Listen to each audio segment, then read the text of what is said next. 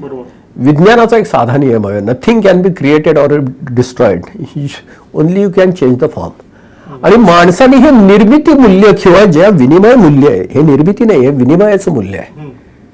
एकीकडे तुम्हाला एका रोजगाराला, एका मजूर किंवा एका कष्टकऱ्या माणसाला 500 रुपये कमवण्यासाठी 10 तास काम करायला लागतं, आणि एक खोटी नोट छापली मी 2 रुपयाच्या मध्ये की 1000 रुपये एका मिनिटात तयार झाले.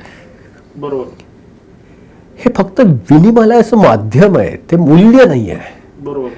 जसा एक गोंधळ होतो ना की आपल्याकडे मार्क्स असतात परीक्षेमध्ये, आपण मार्क्स म्हणजे ते आकलनाचं एकक म्हणून पकडतो. अरे त्याला 100%, त्याला 90% म्हणजे त्याचं आकलन. तसंच असेल असं नाहीये, कॉपी करून सुद्धा कदाचित मार्क मिळवतात.